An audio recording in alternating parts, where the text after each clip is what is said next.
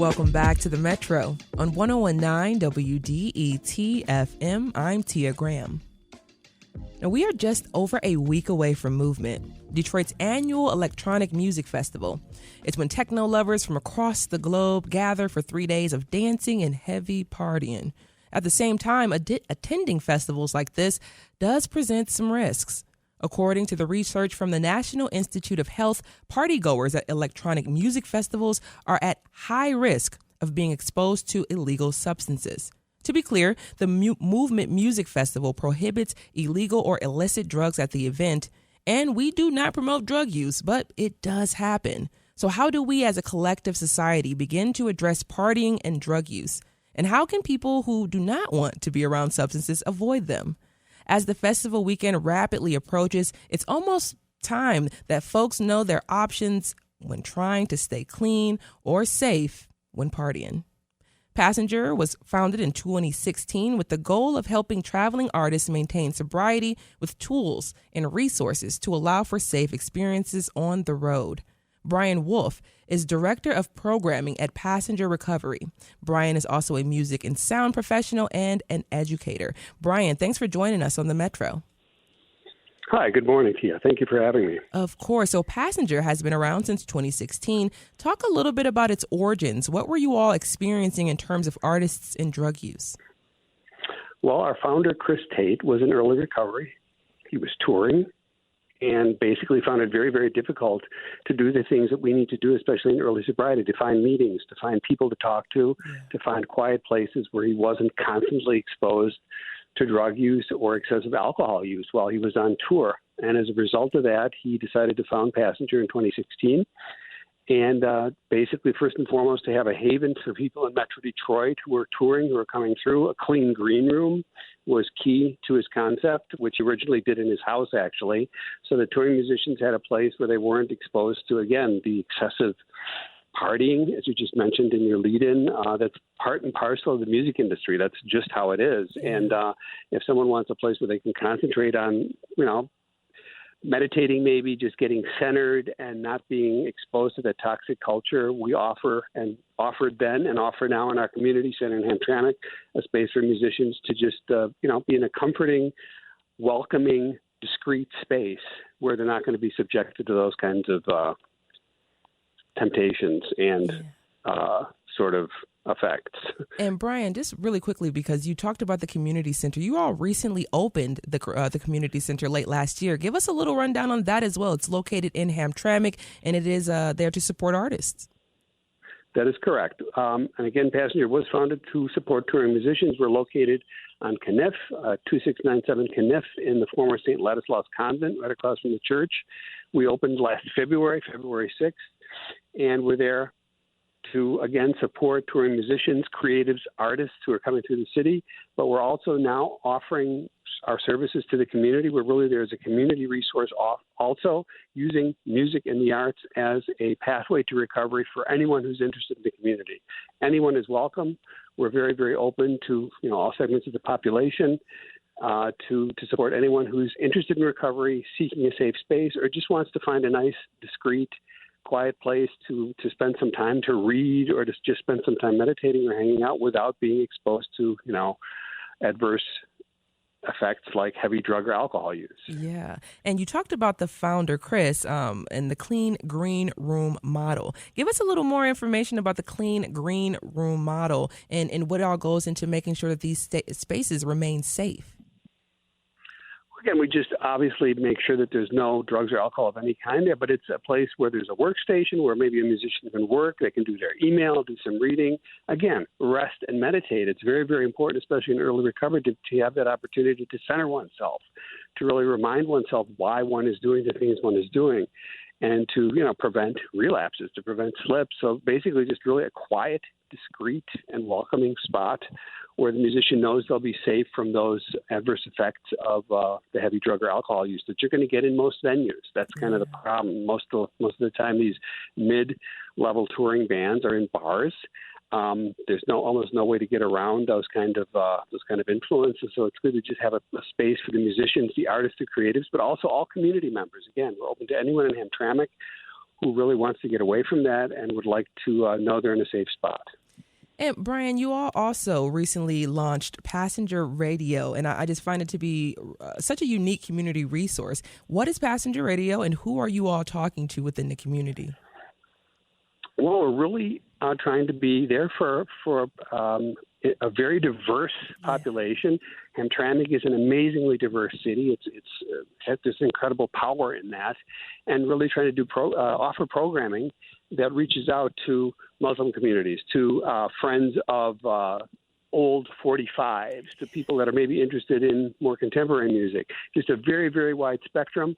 What really is the main thing, and that our program manager, Josh Lang, looks for is really quality, that it's really quality programming, regardless of what kind of music is being presented.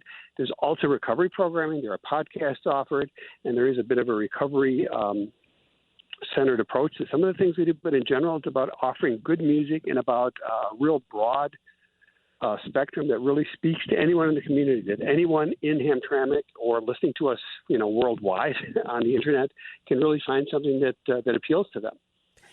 Yeah, and, just speaking on Passenger Radio itself, Bryan, can you talk a little bit more about the community resources that you offer? I know I was looking into it a little bit as well, and I saw that you all just let people know where there's support, where there is help if it's not with you all.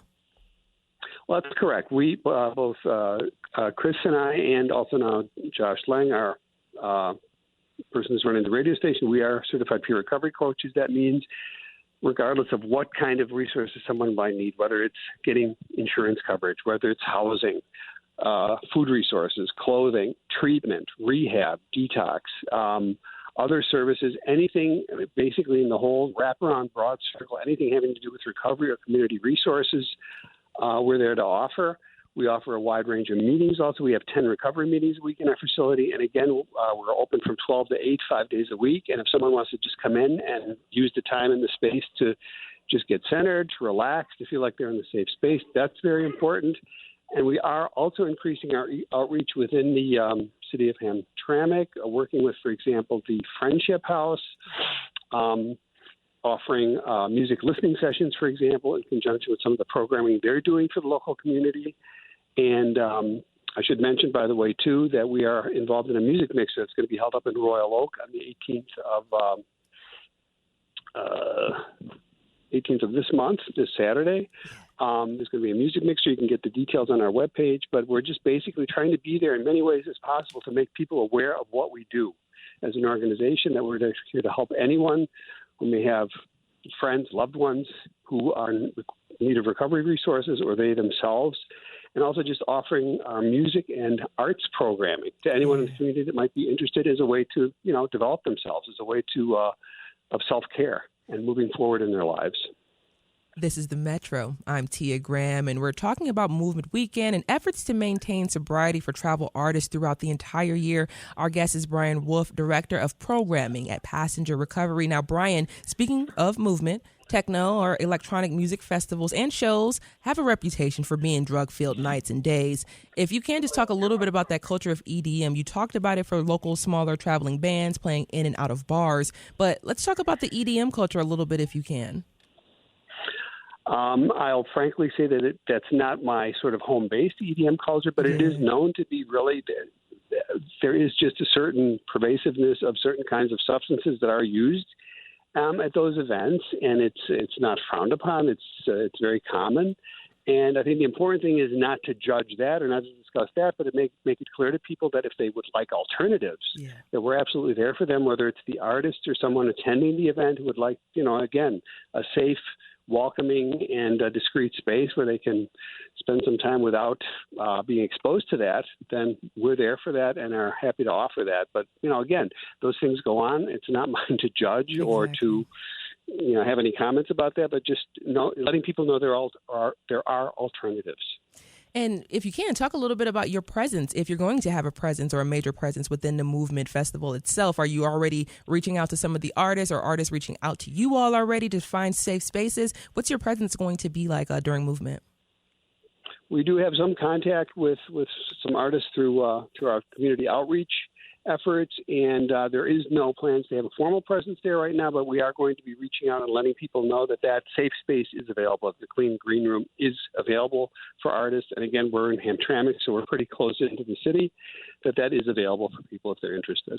And Bryan, before we do get down to the end of this conversation and end it up, I do want to talk about addiction a little bit and, it being a disease. Can you talk a little bit about what you were just hitting on and just not that shame there and not making people feel bad for whatever they may do when they're going to their parties or whatever they may do for the movement weekend, and talk about how, shame of addiction can contribute to the artists who may be having trouble within recovery?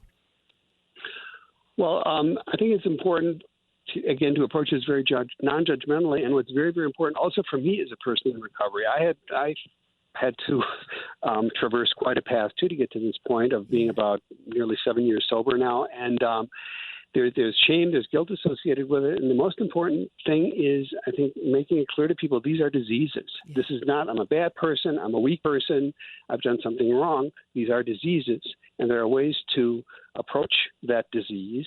There are things that one can do that make it possible to live a good, full, fulfilled life and really do great things without having this specter hanging over your head or without being affected by it. And it's about knowing that there are welcoming places that are able to support individuals. And that is something that I think is the most critical thing to know. There's a welcoming environment. There's a helping hand that no matter what your situation is, there are people you can talk to who won't judge you, who are just simply there to help. And that's very, very important that be made clear, because there's all sorts of, a gentleman from Dearborn was speaking of this too. There was the whole issue with the overprescribing of opioids. Alcohol is it's just ubiquitous. Alcohol is everywhere. There are people that can drink once or twice a month or once or twice a year and have no problems. There are those of us who do have this disease and who have trouble controlling it. And it's about, again, not judging, making it clear to individuals. There are a variety of pathways to get help for that and to offer in a very empathic and compassionate way, showing people there is a path. We can help you navigate this path so you can live a fulfilled and productive life without the addiction. Thank you, Bryan. And also congratulations to you for 7 years of sobriety. And I do want to ask you, for those listening, maybe the artists that are listening or community groups that are listening, just talk about Passenger, what they can find out, more information about Passenger, and what a safe movement weekend looks like. Safe movement weekend, I would say, is really enjoy yourself, because it's an amazing event. At the same time, try to get enough sleep, and obviously, there are temptations out there with the substances, and just trying to do things in. I think very important to do that in some kind of controlled fashion. But as far as getting in touch with us, passengerrecovery.com. or the radio station passengerradio.com. But simply take a look at the website. Our phone number's on there. There's a meeting finder also. That was one of the key features of Passenger Recovery early on when Chris Tate was getting it started, was there's an online meeting finder that accurately helps people find resources. And we offer transportation services. If somebody doesn't need a ride, needs to get to a meeting, would like some kind of shuttle service during the festival, we also can offer, within limits of having one vehicle, transportation services. So simply reach out to us at our numbers. We're available from 12 to 8 p.m. Wednesday through Saturday and 1 to 8 p.m. on Sunday, and are more than happy to offer any services we can during those times. Bryan Wolf is Director of Programming at Passenger Recovery. Bryan is also a music and sound professional and an educator. Thank you so much for joining us on the Metro, Bryan. Thank you for inviting me. It was a pleasure.